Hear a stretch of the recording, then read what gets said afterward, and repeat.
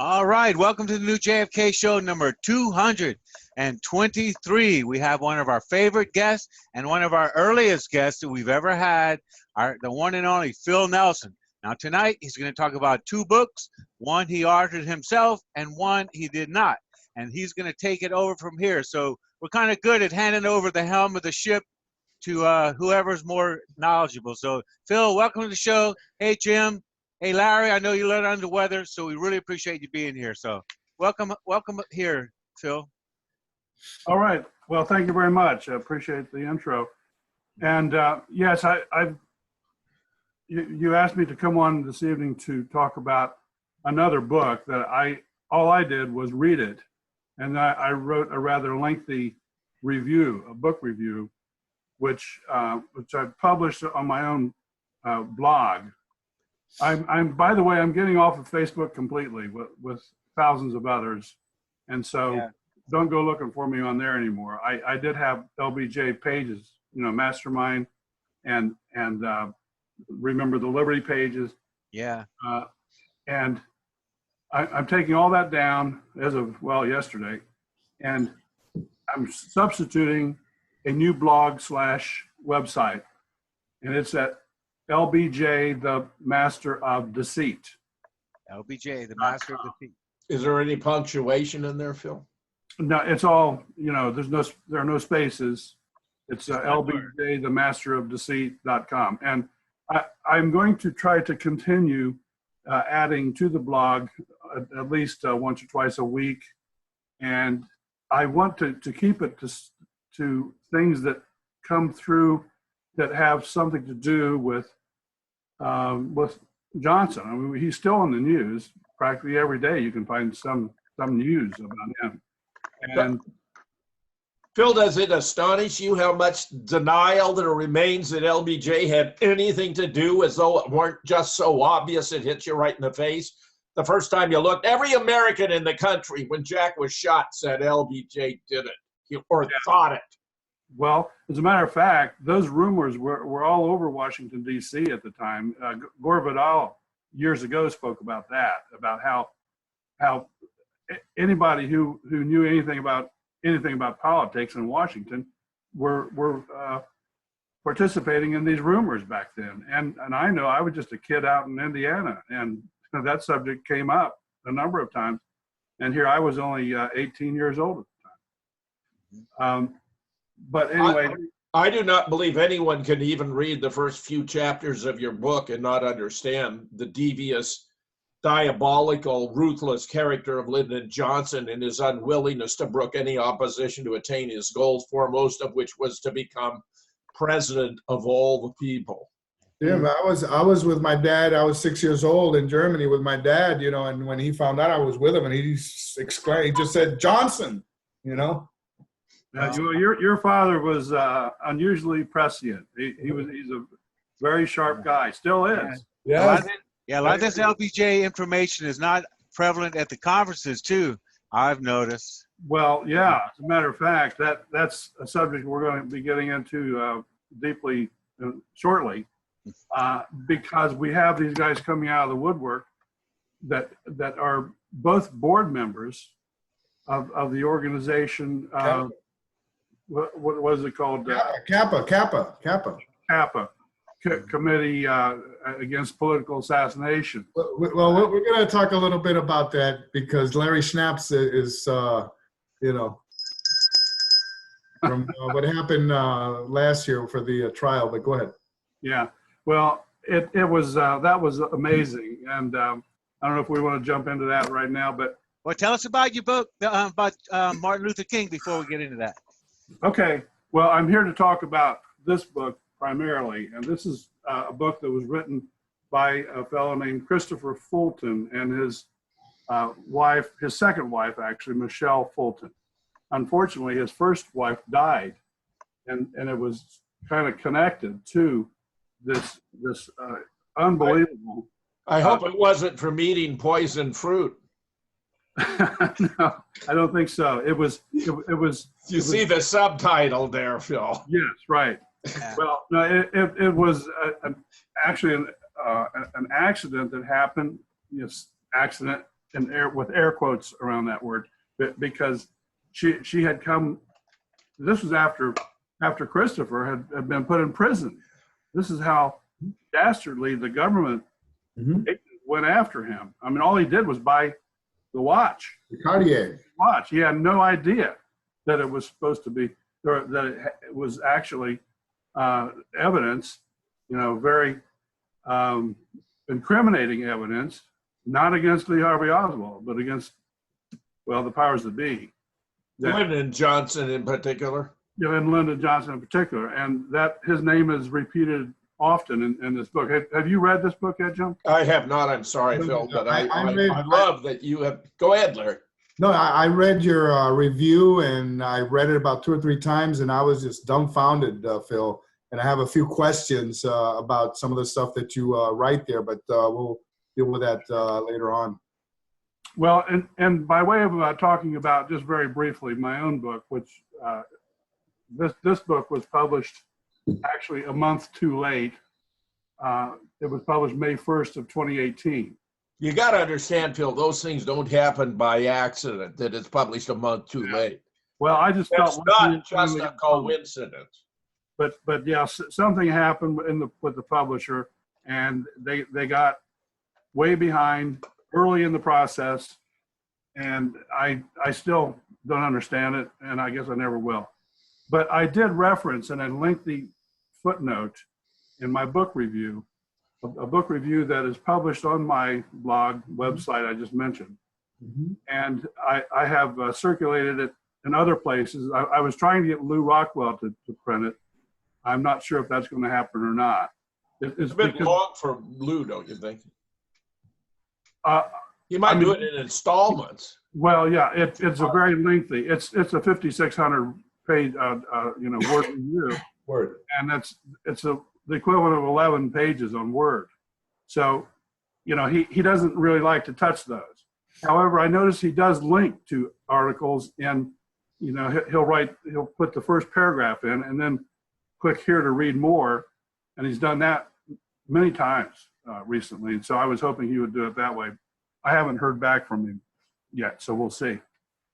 Well, anyway, I bought the book at the conference, The Inheritance, not knowing very much about it. I mean, I'd heard some good things, and several of the speakers at the conference had mentioned it, and I knew that there were indications that the author did reference Lyndon Johnson's involvement in it on a number of occasions. I had no idea that just how many and how deeply those connections were. But that is what caused it to, when the 2 guys I'm referring to, Bill Kelly, who's right, sort of a famed guy at an independent researcher, but he's part of this group, the same group. He's on the board of directors or whatever it's called, as well as Larry Schnapp, who wrote an even more strange review. He wrote a review on Amazon that was about 2 or 3 sentences, and what he said was, will somebody tell me what's new about this book? What new facts indicate that there was more than one shooter? And he put that out there. 1 iota, he says, just 1 scintilla of evidence that there was something more than 1 shooter involved in the assassination of JFK. And he hadn't even read the book. He even admitted he had not read the book. But the 1-star review that he put out there is, I would say it's I don't know, I was just stunned by it. It's irresponsible. Well, it tells you more about him than it does about the book, obviously. Yeah. I mean, but it tells you quite a lot about him. And this is the same guy who deprived Larry Rivera of the right to present his evidence at the mock trial, Phil. So you start putting a couple of dots together, and you get a very clear depiction of the character of this guy, which is all totally bad news. He even misspelled a very common word in his review. Didn't he, Phil, there? Ticked or something like that?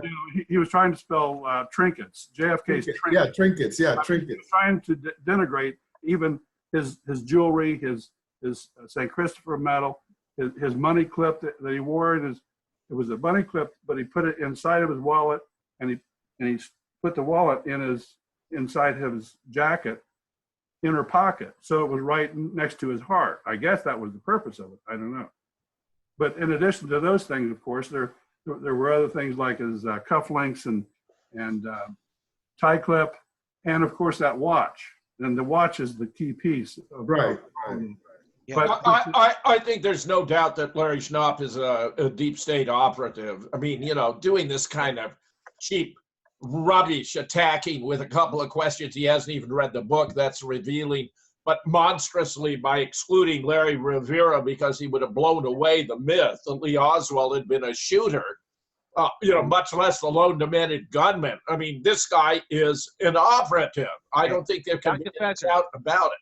You know that there's 9 out of 10 are working the other side of the street. We've been saying that a long time. Now, Larry Schnapp is the most obvious, almost a joke to be working the other side of the street. well, I mean, yeah, number one, obvious. there are a number of these usual suspects, but you know, we Jim and I, I'm sure all of you are well aware of the names of many others, and the folks who run the what is now called the Kennedys and King website, used to be Oh boy. Citizens Should I say for it? Truth, Should I say it? Kennedy assassination. I mean, that, talk about a paradoxical name. Well, I want to mention that our friend Andrew Craig was on the board of of Kappa, wasn't he? And he resigned. I wasn't aware of either of those points. Yeah. Yeah. But I know Andrew, but I hadn't associated him directly with He that. He did resign from Kappa. We did. Okay. Yeah. Well, yeah, I sent him. We've exchanged notes, and he's asked for some confidentiality about what we talked about, so I have to respect that. But you know, getting back to these reviews, it was just amazing to me to see this review. It was not even a review; it was a idiotic statement. It was a smear. It was a smear, Phil. Are you talking about Bill Kelly or Larry Schnapp? Larry Schnapp. I was referring to Larry Schnapp here, but Bill Kelly's, although he went into considerable so-called, you know, exposition on a number of items, it was very clear just reading it that he went out of his way to frame it in such a way, in a denigrating way, all the way through. And in the process, he basically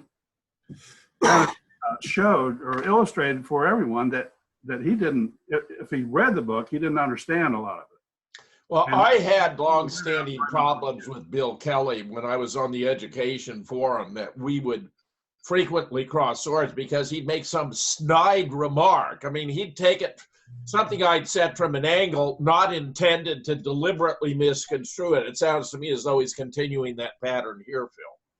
Well, yes, I think so, especially when he took these swipes at Evelyn Lincoln. He said that when she failed to do the right thing and return all this stuff to the Kennedy family, which was precisely not what Christopher Fulton addressed, not once, not twice, not 3, 4 times, more like 5 or 6 times. He went in various spots. He would touch it in a different angle. We're talking about how he explained a number of times why Robert Kennedy had decided that these articles, especially that watch, should never fall into the hands of any agency of the government. And he named them all. I mean, well, she renamed them in the note that she Evelyn Lincoln was as dedicated, professional, highly motivated, completely intelligent and responsible of anyone involved with the Kennedys, period, categorically, period. Right. She was fiercely loyal. Fiercely loyal and a person of immense integrity and great intelligence, and you could not put one over on Evelyn Lincoln. And discreet. And discreet. And she, from the first day, actually, she indicates within the book that her husband had overheard Secret Service agents on Lyndon Johnson's detail discussing a shooting in Dallas. Okay, a shooting at JFK. Now, at that point in time, this is before the event. Yes, it was 2 days before. In other words, the day before any of them flew down to Texas. He encountered these agents who he knew in a local bar or restaurant or something like that, and he overheard them discussing a shooting in Dallas. Now, it could have been, and the context could have been, the false flag operation that they were supposedly talking about, okay? And because I think it was presented to many of the Secret Service agents to get them to just play along with this. As a cover story, there'd be a fake attack on the president to highlight our policy toward Cuba.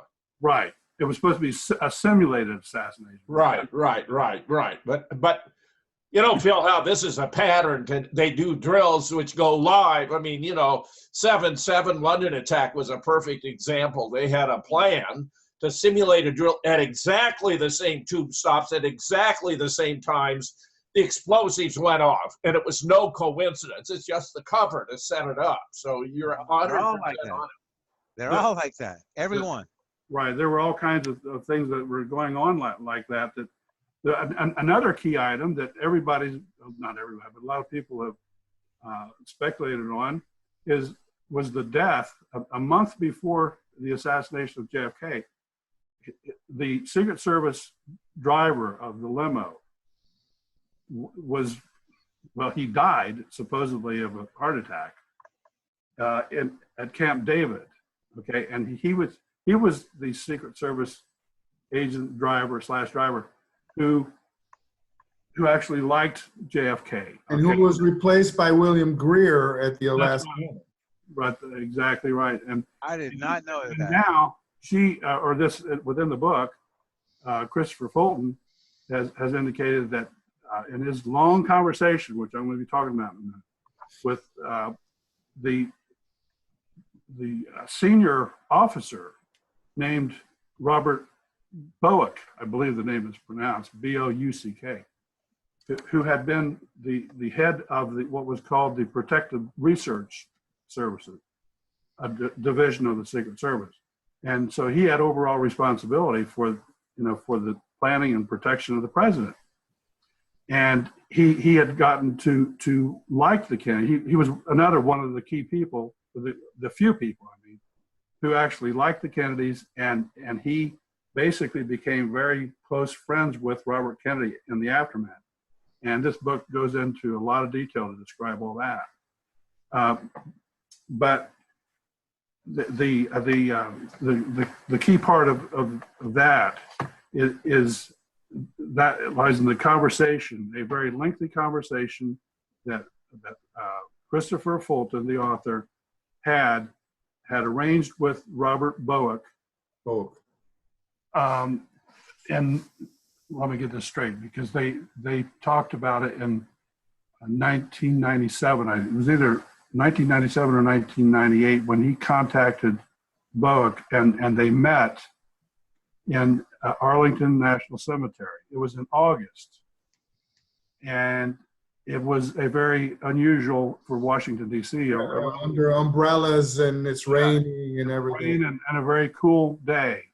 I actually went into the weather reports for that period, and I identified it as being August the 20th, because that's exactly what the weather was. Wow. On that day.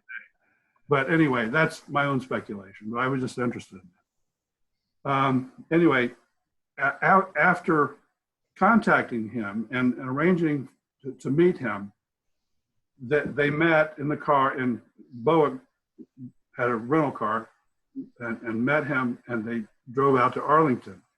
But before they started driving, Christopher pulled out the watch, showed it to Robert Bowick, along with his own affidavit from 1963. Okay, so he knew all about this story, and that basically sealed the deal in terms of Bowick's trust and confidence in Christopher Fulton. Now, Bowick had inferred that Christopher Fulton was an emissary from John F. Kennedy Jr. Mm-hmm. And Now, this conversation, I believe, was, as I say, it was in August, and I believe that was 1998.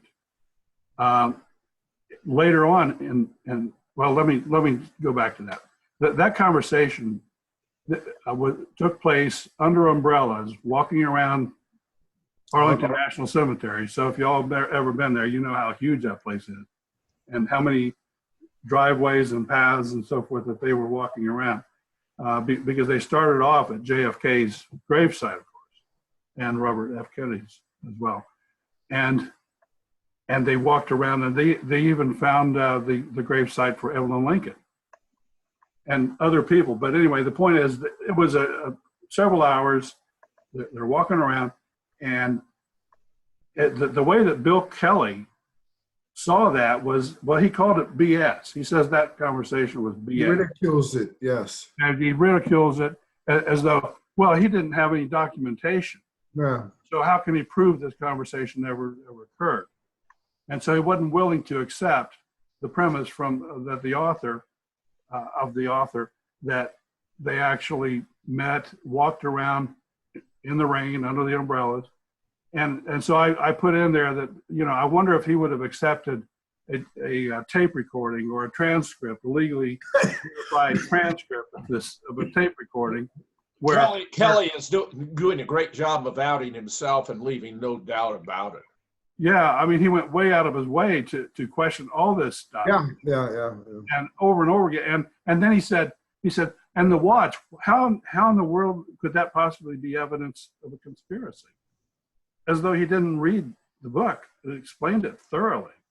That, well, it was, the crystal was finally not shattered, but I found that fascinating, Phil. At the very moment when after JFK was he had his hands just like this, and then the shot hit him in the head, and it was not hypersonic, but a supersonic speed, high velocity, the shock wave, and the shock wave passing so close to that watch, and created these little striations is what it didn't shatter, but it created the little striations where the mercury was deposited. Right. Well, let me ask you this now. We have a story that the Secret Service took all of JFK's jewelry from him that morning, claiming they were going to subject it to a radiation test.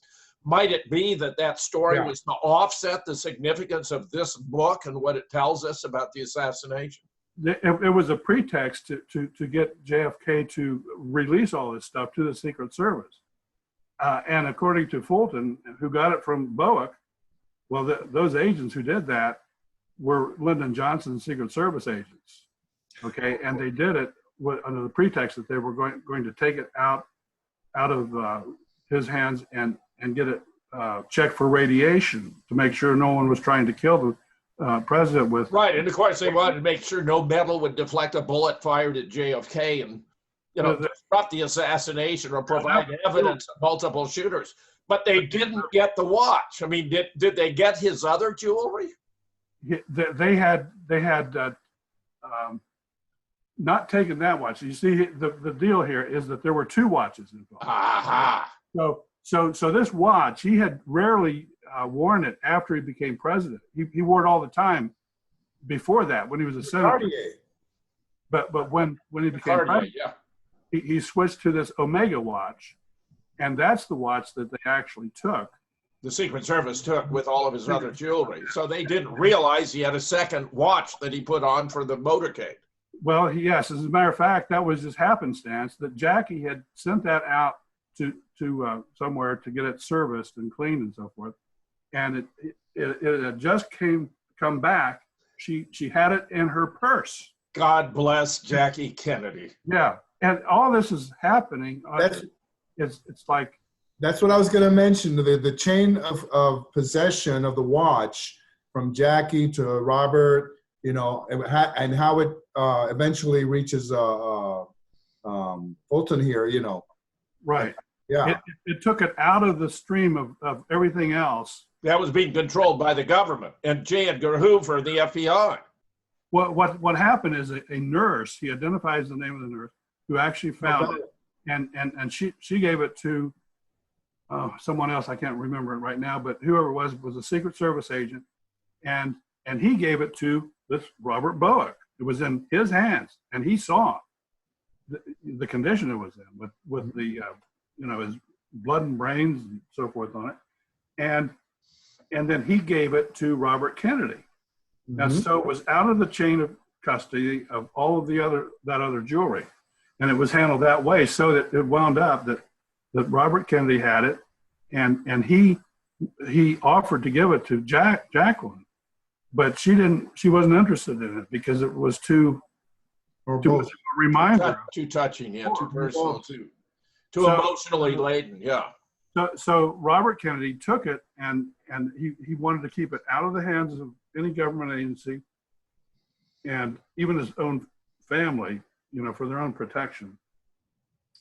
Especially after he had it analyzed, he took it to a private laboratory, an entity that was outside the government, and the report that came back, of course, identified generally everything that was on there, all the blood and brain matter and so forth. But that's where the information about the mercury being sort of fused to some of the watch and within those striations, or you mean from a mercury bullet? Right, and of course, was infused with mercury. Right, and of course, Robert was going to set all this information aside until he became president for the new investigation, Jim. That's a key point. Now, so Robert decided that of all the properties that he had looked at, now some of it was things that the government even let him have, at least temporarily, but then they wanted it back, and Johnson made sure that he had to have it back.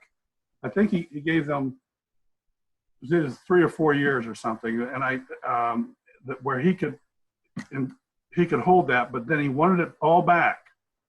Now that included things like the autopsy reports, actually the brain itself, JFK's brain, and we're not sure if that was his real brain, which was only half of it was already blown away.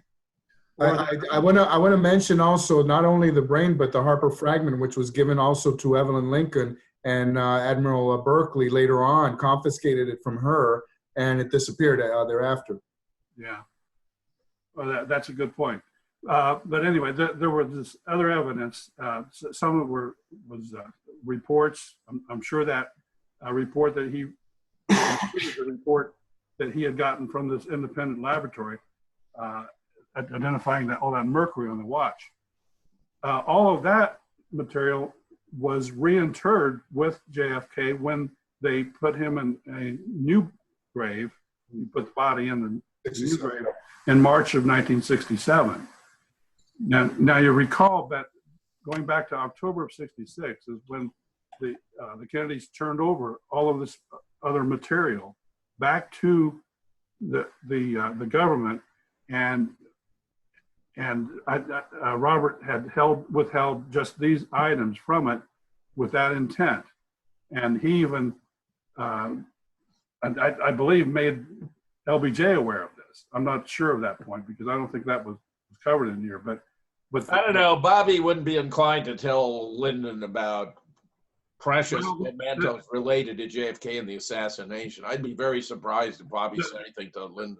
I would be too, except that it was made clear that this reinterment occurred like midnight or something. It was overnight. Yeah.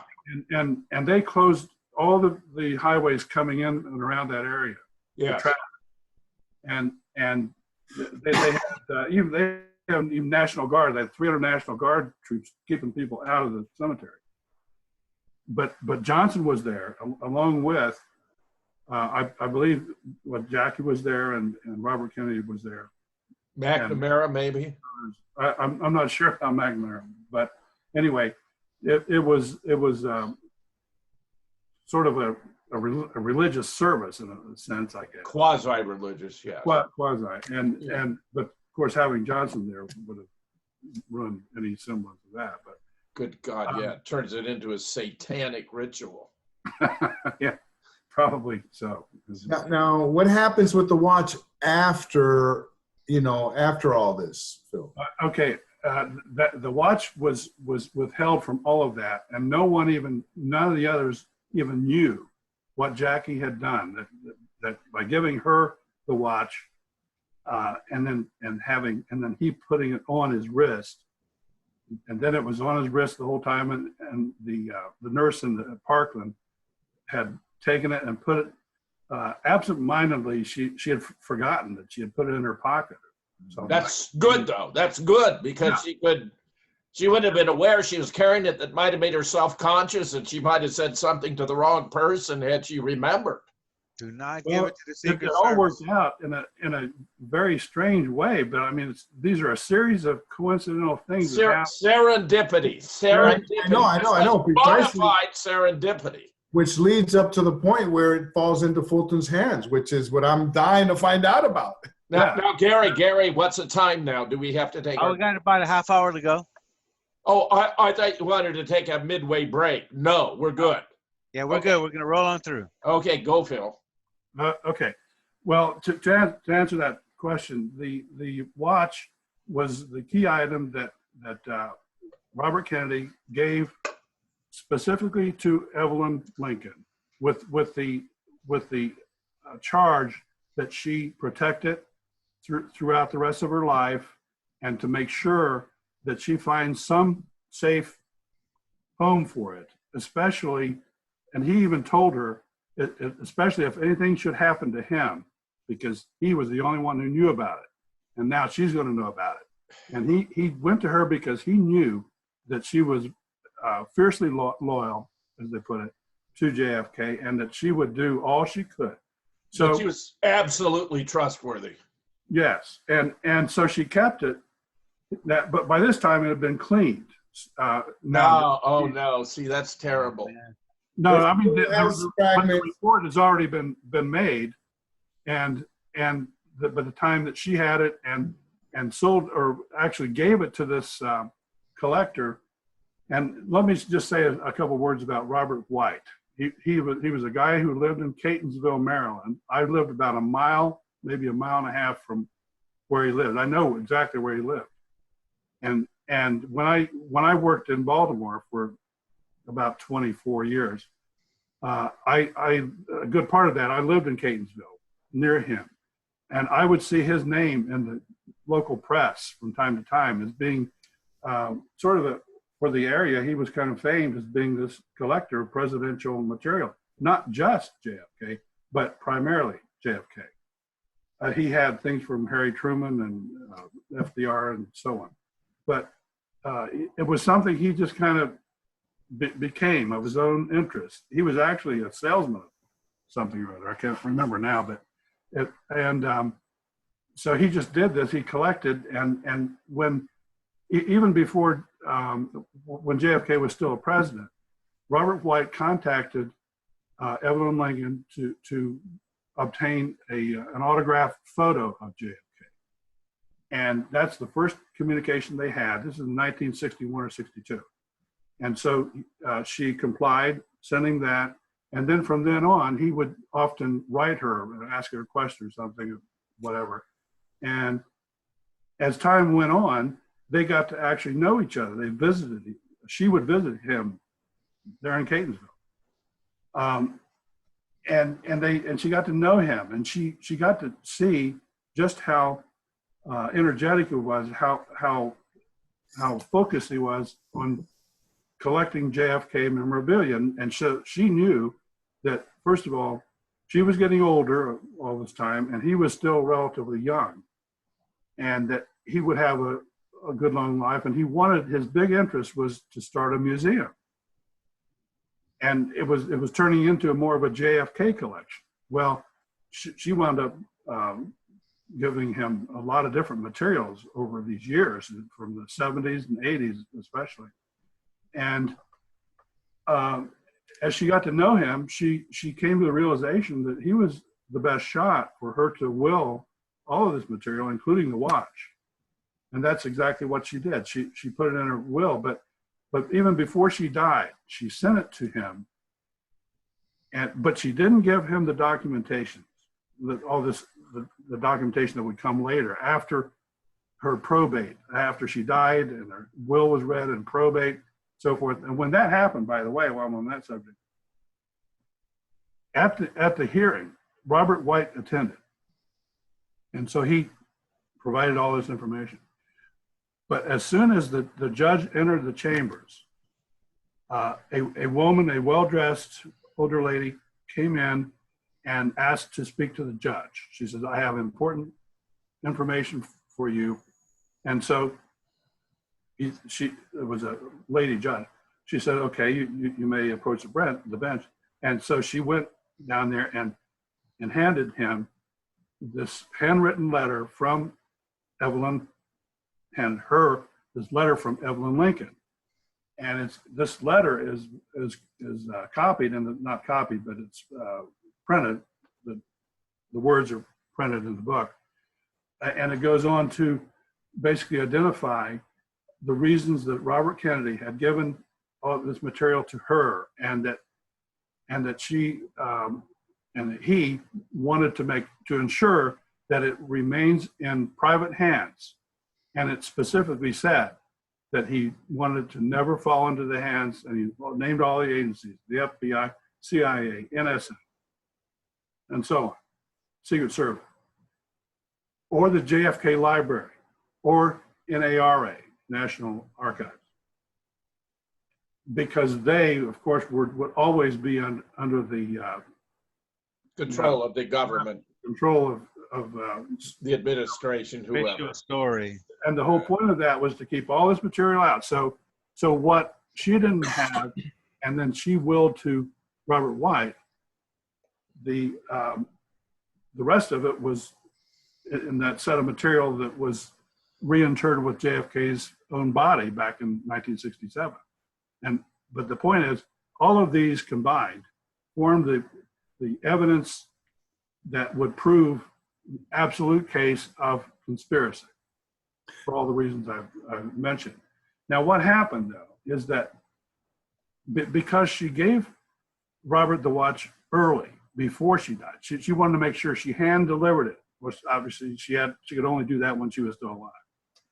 She tried to impress upon him, the importance of the watch and so forth. I don't know why. Well, I do know why. I mean, what Robert White said was that he was trying to collect funds. He was trying to fund his museum. So he thought that if he sold that watch, he could get quite a lot of money for it, and evidently he did. Now, when I asked Christopher Fulton that's something he was not willing to tell me about, how much he paid for it. But the point is, it was cleaned, and it was, except for those striations, those little fine shattery lines on the crystal. Mm-hmm. It was an okay watch and everything, but it was just a watch. So I guess he didn't feel he really needed it. And so he sold it to this guy, Christopher Fulton. Now, he was an American, but he lived in British Columbia, in Fulton, Vancouver. And he was doing construction work up there. I'm not sure exactly what his business was, but he had a lot to do with the redesign, or the design and the building of these, I guess, skyscrapers. I'm not sure exactly how tall these things were or anything, but that was his job. And so he was making quite a lot of money. He was very young at that time. And he had a girlfriend that shared these experiences with him.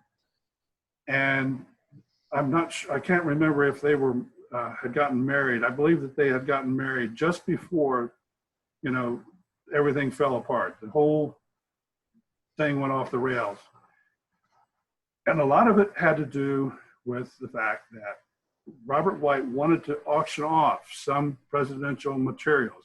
Again, it wasn't just JFK stuff, although I think it included his rocker, or one of the rocking chairs. It included a table that he had used for signing documents, which was located next to the actual desk, the presidential desk.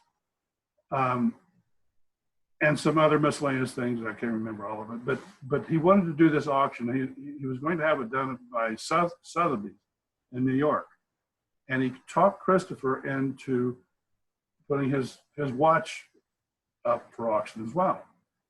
At that time, Christopher was just getting ready to be married, or he had just married, and they wanted to buy a house, and so that was going to become the source of funds for them. Now, at about the same time, this is in late 97, early 98, the government suddenly became aware of all this. Right. And they started after White first. Mm-hmm. And they frightened the hell out of him with a lot of subpoenas and a lot of hearings and so forth. And he tried to comply, but he was very hesitant himself. But he was also less than forthcoming about the circumstances of the sale of that watch to Christopher Fulton. And the relationship between the two of them sort of deteriorated.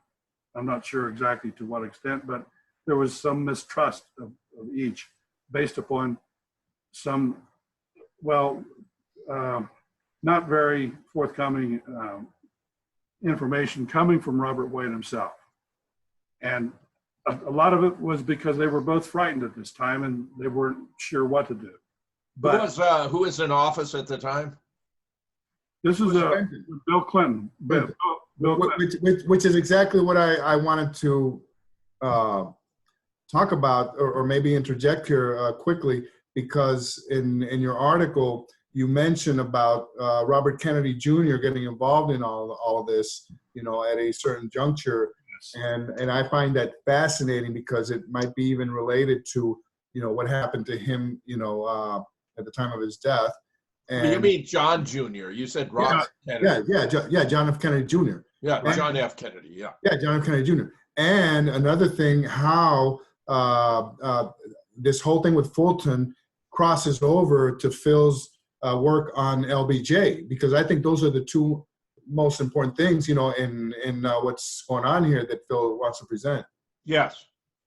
Okay, let's just, I'm going to try to summarize it by saying this, that in late 97 and early 1998, there came a nexus between the proposed sale of some of this material at Sotheby's in New York, the fact that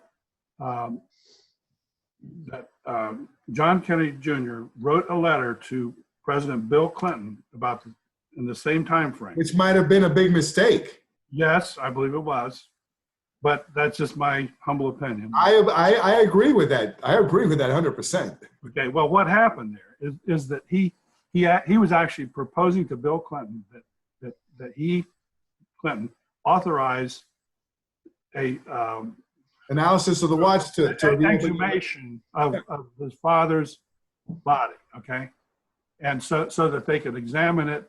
Yeah, all aspects. This is in the naive belief that Bill Clinton was a good guy. Absolutely. Thank you, Jim. Right. Of course. There was that too, yes. Now, at the same time, the government was, he had gotten Janet Reno, Bill Clinton had gotten Janet Reno to appoint what appeared to be purposefully the most aggressive agents she could to head up the legal attack on both of them, really, but especially Christopher Fulton. Well, this is very disturbing. Jim, he was in jail. He was in jail until 2007. But someone, yes, I know, but I mean, someone kind of screwed up here because the FBI agent they appointed, and I can't remember his name right offhand.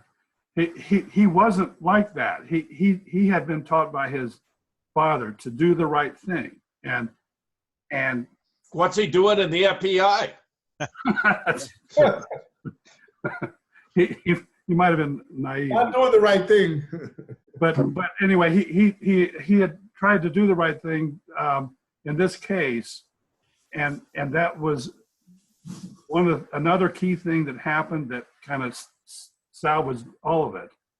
And so we're talking about a number of things that were just sheer coincidence And there are a lot of different ways to look at that, but this is another one. Anyway, Christopher Fulton had also been contacted by the lawyers, and it took him right out of the blue. He did not know anything about all this because Robert White had not completely filled him in along the way, as he had been instructed to do, even though that was sort of beyond his bailiwick. He didn't think that was his responsibility.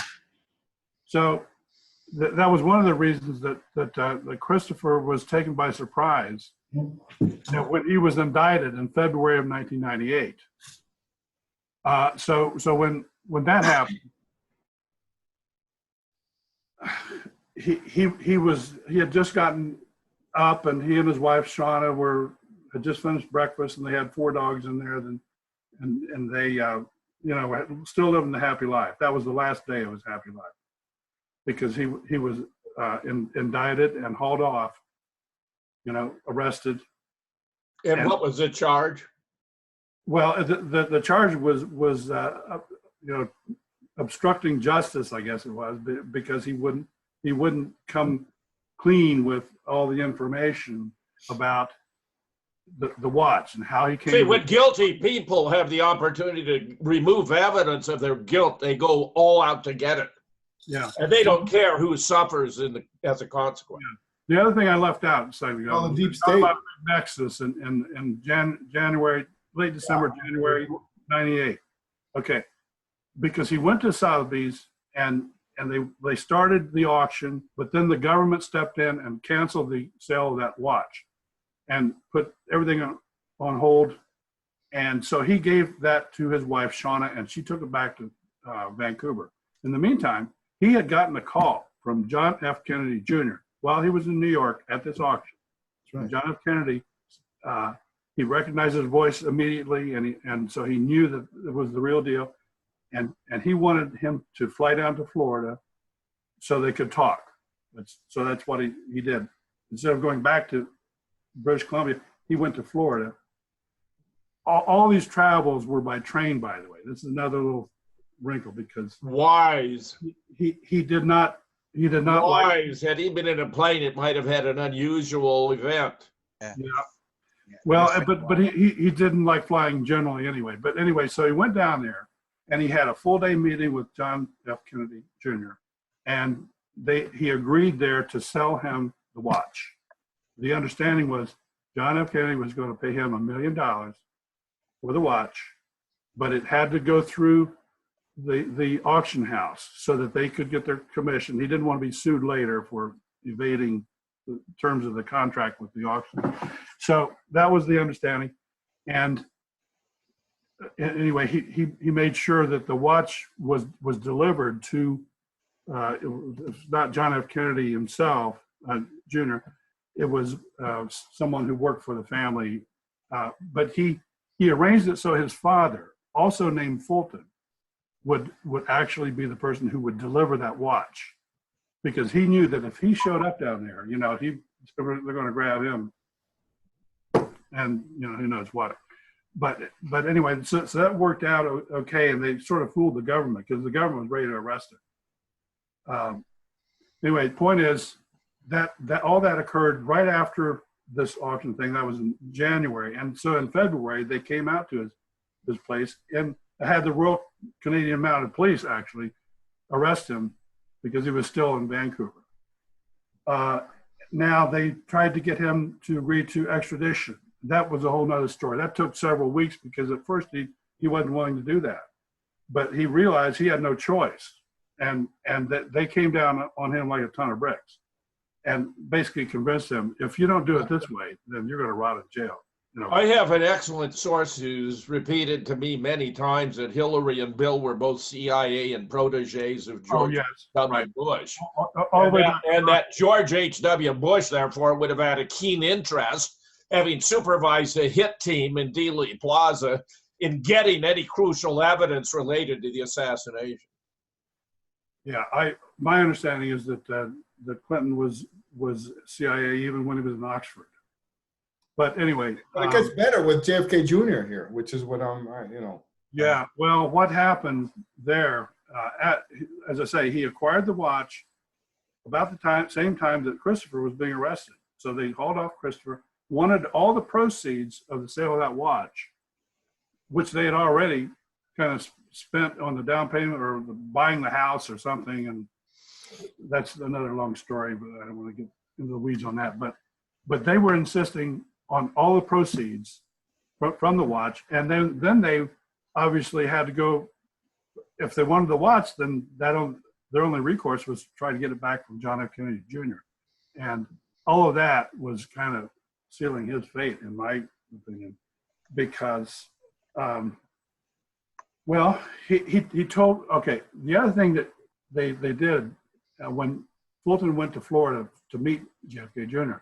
is they did a lengthy interview, the purpose of which was that the Kennedy wanted to write this a very lengthy and well, covered, thorough story in his magazine called George. But he told Fulton, but I want to keep the wraps on this until late next year. That means Right. 1999. Yes. That's when he was going to come out with it. Probably maybe on the anniversary, but whatever. We'll never know because he didn't live that long. Of course, he was killed in this freak airplane crash in July of. Well, look at the multiplicity of motives that converge here. If he was in fact going to run for the Senate, which Hillary coveted to be her stepping stone to the presidency, but also he had this incredibly informative piece of evidence, personal jewelry of JFK he was wearing at the time of the assassination, that both GHWB and Hillary would have had positive motives to take him out, and the sooner the better. Yeah, he was voted the sexiest man alive, so I don't think Hillary was going to come in and mess with him in any type of election. Well, and whatever happened there, that's a whole nother subject that I don't know if we'll ever know the answer to that, because we covered that with John Hankey before. It's not clear whatever happened to that watch, but it was in his possession. So John F. Kennedy Jr.'s possession. We do not know the whereabouts of the watch today. That's my understanding. With his death, who knows? Okay. Where in at what juncture does that intersect with the LBJ work that you have done? Because he writes about some issues there. Well, yes, he on several. Well, it crosses over with your work, Phil. That's what I'm talking about. Yeah, well, I mean, he said, Larry, basically several times during the course of this, he mentions how Johnson was, in charge of all of it. As a matter of fact, let me just look and also the fact that he was a newbie in all of this thing, Phil, because he nobody ever heard about him before this. Right. Well, he's coming out of nowhere. I mean, no one that I know of had ever heard of him. Right. And yes, go ahead. I just have so many things going on here. Okay, well, I wanted to just mention this one, is that one of the items that I listed for Larry Schnapp in my essay was another assertion that came out of all this. It is that Robert Bowick, the Secret Service guy.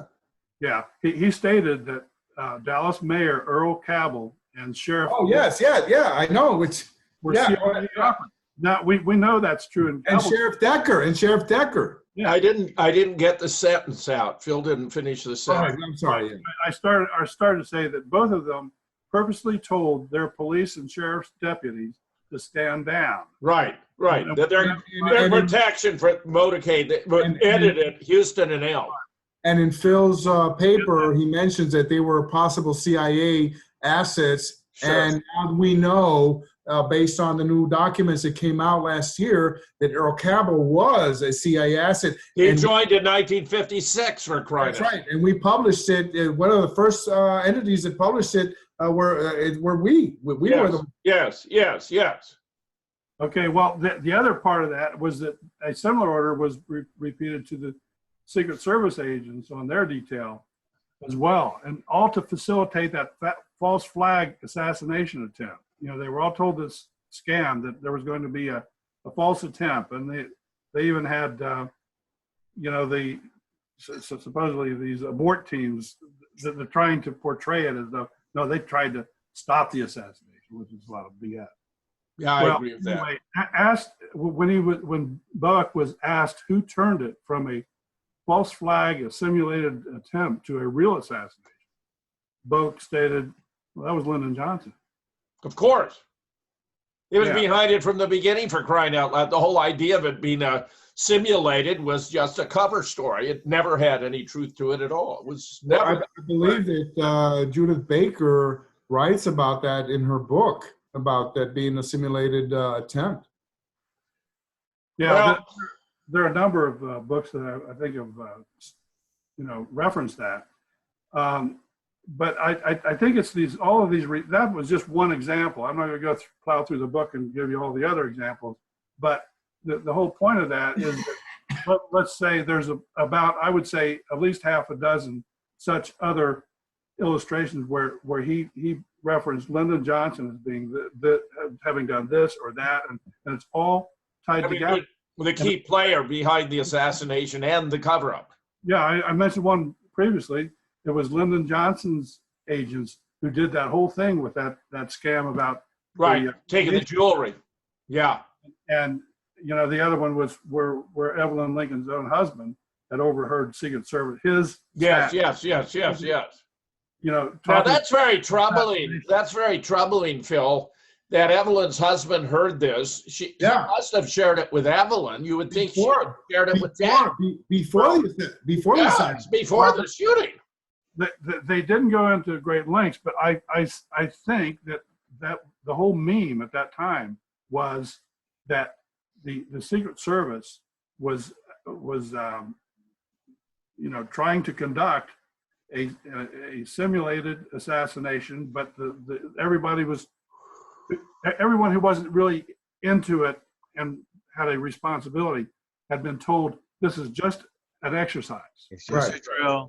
This is, you know, a practice. Yeah, and how dumb did they feel afterwards? Yeah, stand down. Yeah. And so I don't know why that, you know, enough attention hadn't been. I guess they were told that the drill actually turned into a real live event. Isn't that incredible? Gary, what's the time limit here, fella? I think we got about 5 minutes if you want to wrap up there, Phil. Well, maybe we can do 10 minutes on Phil's book. No. I want to bring Phil back next week. Okay. We want you back next week, Phil, to talk about your. We just call this part 1. Right. We're going to do this just about. So maybe we can go back and I'm interested in finding out where Fulton's work intersects with Phil's work on LBJ. Yeah, Phil. Okay. Well, I mentioned a couple of those points, and I was going to try to reference. Because you also mentioned, you know, the Henry Marshall thing, you know, in your paper. So you know, so, yeah. Well, what I was doing in that was to compare. That gets back to the question of, you know, how the FBI arranged in advance for the first 3 books on the Martin Luther King assassination to be written by these famed authors and tainted authors. Carol. Yeah, I ain't connected, but that's something we'll talk about next time. Yeah, it's a whole different. Yeah. The thing that I was referring to earlier was that we have at least six that I counted points at which Lyndon Johnson was directly implicated by this Robert Bowick. Yes, that's what we want to hear. Yeah, but very, very highly credible guy who had held these secrets back for over 40 years, 4 decades. He had to deal with it, and he was waiting for someone from the Kennedy family because his instruction, all he was doing was carrying out. You would think that Vince Palomara would be privy to that information. Well, you would think, but he even told Christopher Fulton that he had not discussed all this With stuff anybody. with Yeah. anybody, including his own family. He Right. was waiting. He was basically waiting for John F. Kennedy Jr. to make contact. That's why he was so quick to accept Christopher as the emissary from John F. Kennedy Jr. And to And how precisely was JFK Jr. informed of the existence of the watch? he, as far as I know, he simply heard about the auction that was going to go down at Sotheby's. Somebody could easily have informed him once an object like that was being announced, because they'd want to give it wide broadcast to get wealthy individuals to run up the price. It could be that. I mean, I don't know. He didn't go into a lot of detail about that, but it happened at that nexus I was referring to. All of these things started happening at the same time, and from December of '97 to February of '98, 2 or 3 months. There we had the auction. We had John F. Kennedy Jr. writing the letter to Bill Clinton. We had that. By the way, Bill did not respond to that, but Hillary responded to that inquiry. Who responded? Hillary responded? Yes, he had wow. Hillary and basically wrote him off. And she was about a dozen times more dirty than Bill. It was well, that's probably a close contest, but Phil, listen, if you have any further thoughts or recollections when we bring you back next week, we'll add them up, add them into the conversation. Okay, this has been. All right. There was lots to cover here in the short time, but no, this has been sensational, Phil. We can't thank you enough. We'll call it part 1 as our sands run through the hourglass. Well, I'll tell you right now that there are a lot of loose strands here that we're leaving tonight. We can return to this issue and Phil's new book as well next week. Okay. All right, fellas, JFK number 223 with Phil Nelson, Larry Rivera, Jim Fetzer, and myself. We'll see you next week with part 2. Okay, thank you. All right.